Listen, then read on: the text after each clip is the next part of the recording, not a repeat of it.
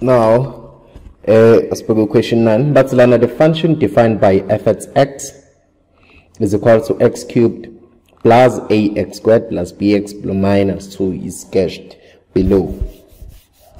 P is the point to minus 1, and R, E are the turning point of f. So, kanjalo no P no R ba turning point. So, bagnikeza only elika P. Now, but to show that if you look at A lingana no 1, if you look at B lingana no minus 1. Now, in this case, tata equation lega f at x into God. So, I'll just write la. So, that's 9.1 solution. Tata equation ga f at x is equal to x cubed plus ax squared plus bx minus 2. When the substitution coordinates liga P lelo nikezwe lona and see ukuthi usala noba y o minus 1 la khona khona x ngifaka minus 1 all cubed plus a into minus 1 all squared plus b into minus 1 minus 2 minus 1 zobo minus 1 minus 1 cubed minus 1 minus 1 squared 1 times a minus 1 times b minus b we say minus 2. Now minus 1 minus 2 minus 3.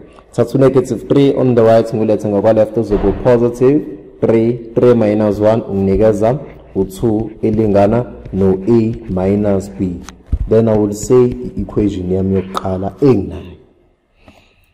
Again sibuye sizokwenza lokho okunye kwesibili. Ngithathe yona futhi equation lega f at x is equal to x cubed plus ax squared plus bx minus 2. Banginike point again lega p, but le point lega p again li turning point. What do I know about the turning point? Ngazi ukuthi i-equation mele ngithole first derivative, and the first derivative is gradient. Ilaphi gradient ngizoyenza ibilingane nobani no 0. Now angwenze lokho. I'll find the first derivative ka f with respect to x. It's 3x squared plus 2ax plus b. Bese yonke lento ngilinganisa nobani no 0. But I know ukuthi lu by x coordinates lapho gradient ilingana no 0 khona. Lolo x coordinates minus 1. So la khona khona x ngizofaka negative 1. So ngizoba no 3 into negative 1 all squared plus 2a into negative 1 plus b konke kulingana no 0. Negative 1 squared will give me positive 1 times 3 or 3 or positive. Uthathe ngakwa left ngulethe ngakwa right, then I will have negative 3. 2 times negative 1 negative 2a plus b is equal to negative 3. Okay, so we'll say the equation yam lenga isingaki yesibili. Now I can even use the elimination method.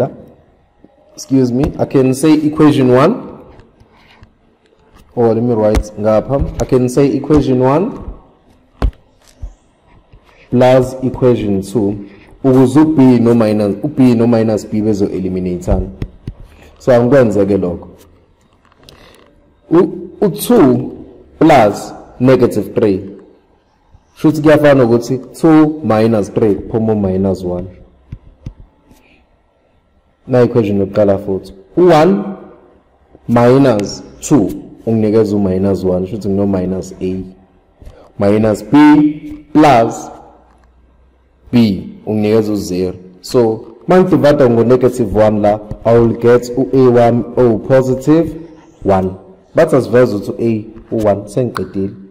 I can do a substitution back ku equation yokuqala where a elingana noba no 1.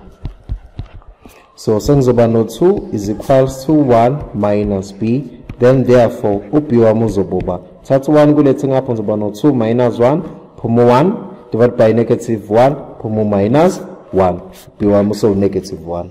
So yona ndlela ozokwenza ngayo lokuveza u a no b ukuthi u1 a u b wakho u minus 1. then you get all your 6 marks. Question elandelayo ithi, hence or otherwise determine the x coordinates of R. To find the x coordinates of R, when into kumele uyenze usuyayazi i-equation now. Your first derivative la phezulu. And uyamazi a wakuba, uyamazi b wakuba. Do substitution. Asenzeni it. This is 9.2.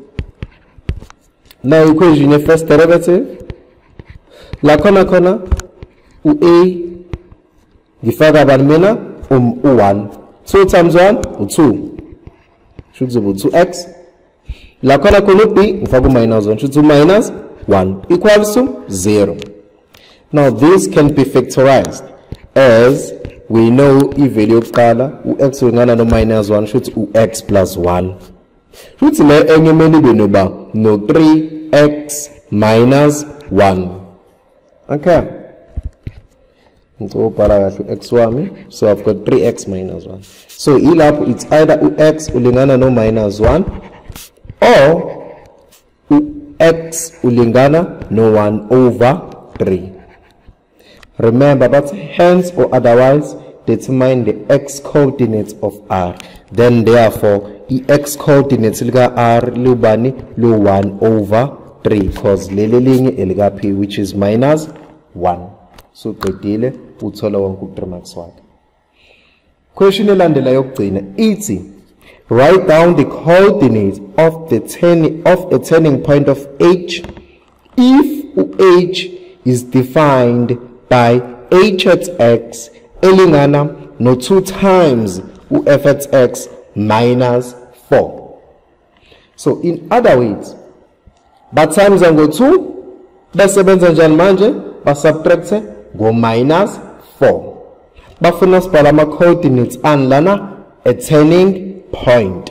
Now remember this, if we go times this f at x, we always say we value ka y. So f at x y. Should lento baqonda ukuthi lapho h at x is equals to 2 times y minus 4. Y athi ama coordinates up here for now athi minus 1 no minus 1. So la khona y mina nangu y ngitimes ngo 2 bese ngisubtract ngo minus 4. Iyona into ekumele siyenze leyo ayikho. So this will be minus 1 into minus 1 minus 1. Lo minus 1 lo ngizo times ngobani manje ngo 2. Should kumele ngiqale ngo times ngo 2 lo minus 1 oy bese ngisubtract ngoba ngo 4.